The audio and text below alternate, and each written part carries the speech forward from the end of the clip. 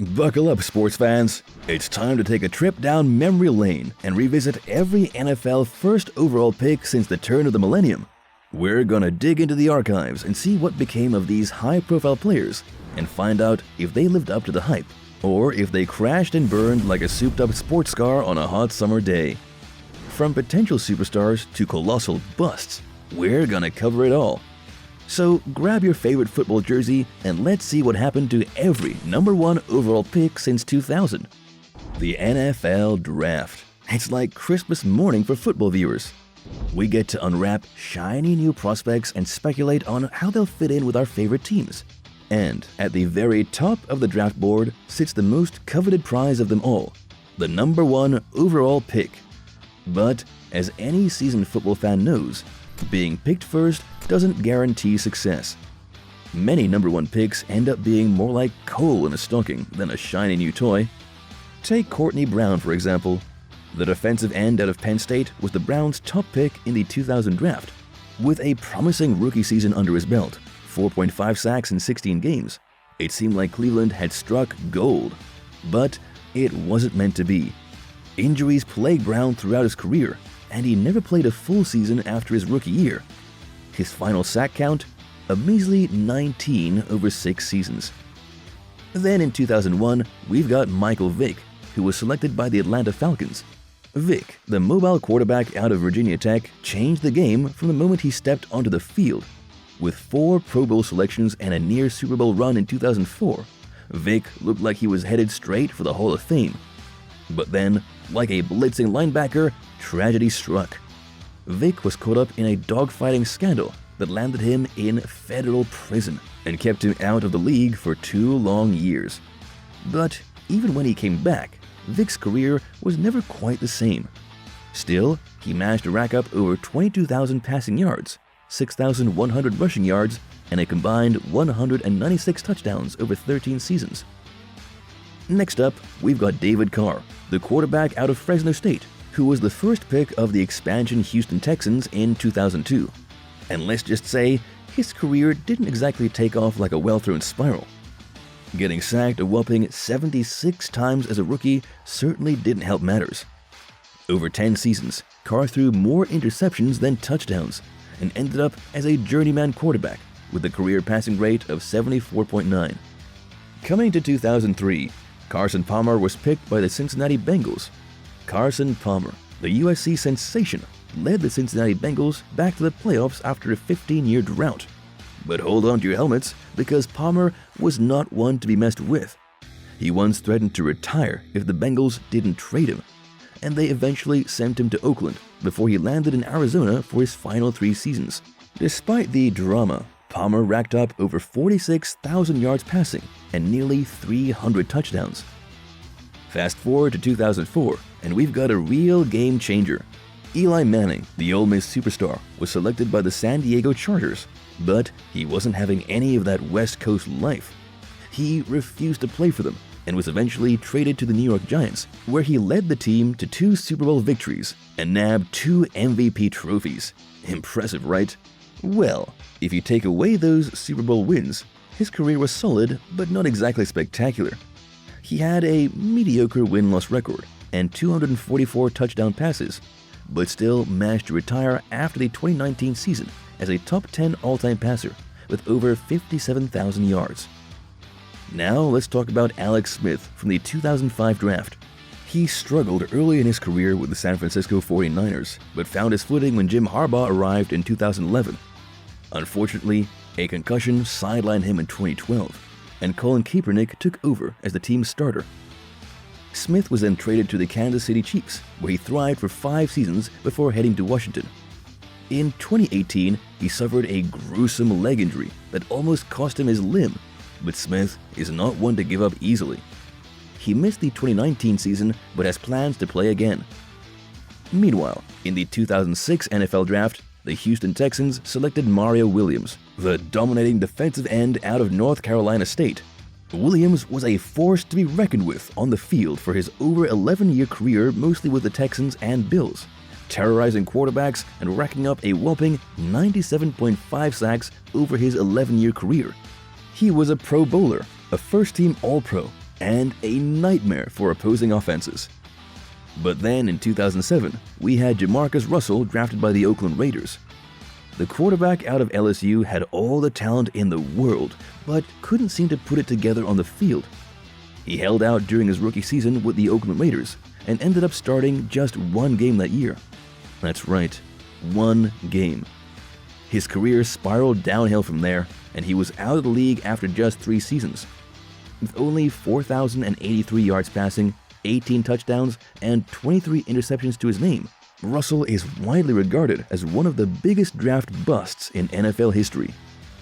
Next in the line is Jake Long, the offensive tackle out of Michigan drafted by the Miami Dolphins in 2008. Long was a beast on the field and made an immediate impact, earning Pro Bowl honors in each of his first 4 seasons. He was named an All-Pro in 2010, but unfortunately, injuries derailed the rest of his career. Long missed 33 games in his final 3 years and eventually decided to call it quits after the 2016 season. Coming to the 2009 draft, we have Matthew Stafford, the quarterback out of Georgia who was selected by the Detroit Lions. Stafford has been a model of consistency throughout his career, putting up over 41,000 passing yards, 256 touchdowns, and 134 interceptions in 11 seasons. He's one of only 8 quarterbacks in NFL history to throw for 5,000 yards in a season. Whether he's leading a game-winning drive or slinging the ball downfield for a touchdown, Stafford is a true talent and a valuable asset to any team.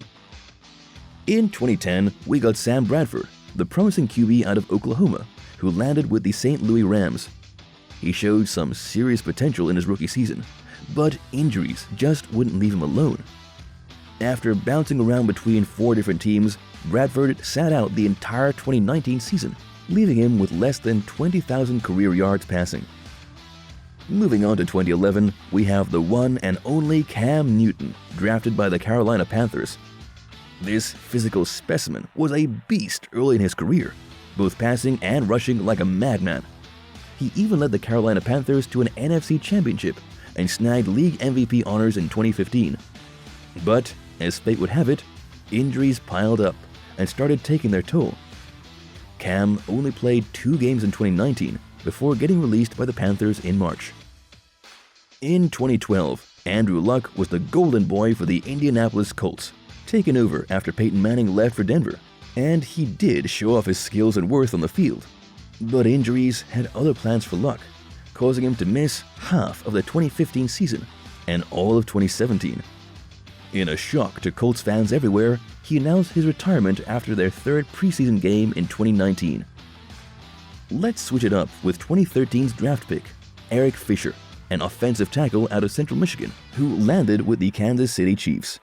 He's been a consistent starter for most of his career, but a core muscle injury in 2019 left him sidelined for half the season. Luckily, he bounced back and helped the Chiefs snag their first Super Bowl title in 50 years. And in 2014, we've got Davion Clowney, the defensive end out of South Carolina, who went to the Houston Texans in 2014. Injuries plagued his early years in the league, causing him to miss most of his rookie season. He's played in all 16 games only once in his 6 seasons, and was traded to the Seahawks in 2019. Despite the setbacks, he's managed to rack up 32 career sacks. In 2015, Tampa Bay Buccaneers drafted Jameis Winston as their top pick. He was a mixed bag of talent and trouble. On one hand, he threw for a massive 5,000 yards in the 2019 season, joining the elite club of 5K yard passers. But on the other hand, he also set a dubious record by throwing 30 interceptions that year, 7 of which were returned for touchdowns. No wonder he's now riding the pine as Drew Brees' backup in New Orleans. Meanwhile, Los Angeles Rams selected Jared Goff as their first draft in 2016, and he had a rocky start as a rookie, but turned things around nicely under the tutelage of head coach Sean McVay. He led the Rams to an NFC championship in 2018, but his 2019 campaign was just average, with 22 touchdowns and 16 interceptions. In 2017, Myles Garrett, DE, Texas A&M, drafted by the Cleveland Browns, was a monster on the field, terrorizing quarterbacks with his 30.5 sacks in just 3 seasons. Unfortunately, His 2019 season was cut short after a moment of madness when he ripped off Steelers QB Mason Rudolph's helmet and hit him in the head with it. Garrett was suspended for the remainder of the season. Moreover, the Cleveland Browns drafted Baker Mayfield in 2018. He was a bright spot in the Browns, throwing for 27 touchdowns and earning a QB rating of 93.7. But his sophomore campaign was a letdown, with 22 touchdowns and 21 interceptions, and a sub-60% completion rate. Hopefully the Browns can turn things around with Mayfield in 2020. Following that, we have Kyler Murray, drafted as quarterback for the Arizona Cardinals' overall 1 pick in 2019. This guy burst into the scene in 2019, dazzling fans with his accuracy and mobility. Not only did he throw 20 touchdowns, but he also rushed for 4 of his own. And let's not forget about his fancy footwork, as he averaged 5.8 yards per carry. Murray's rookie season was so impressive that he was named Offensive Rookie of the Year. But Murray was just getting started. In 2020, he proved that he was more than just a one-hit wonder. He upped his completion percentage to over 67% and threw for 26 touchdowns. But wait, there's more. Murray also ran for 11 touchdowns, putting him in the same company as Cam Newton and Cordell Stewart as the only QBs in history to throw for at least 20 touchdowns and run for at least 10 in a single season. Talk about a dual threat. And in 2021, Murray continued to light up the field. He helped the Cardinals start the season with an undefeated 9-0 record and was even in the running for league MVP. The guy was a machine. He led Arizona to its first playoff appearance since 2015 and showed no signs of slowing down. Unfortunately, injuries limited him to just 11 games in 2022, but he's ready to bounce back stronger than ever in 2023. After that, we have Joe Burrow, quarterback for the Cincinnati Bengals. This guy was the #1 overall pick in the 2020 draft, and he did not disappoint.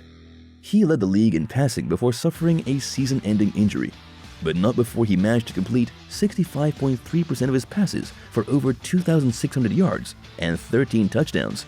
And get this, he did it all with a patchwork offensive line.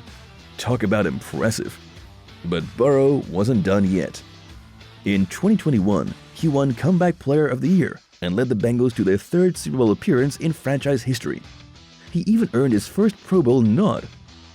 Burrow's performance in the playoffs was nothing short of spectacular, as he led the Bengals to 5 wins over the past 2 years, more than any other QB in the league.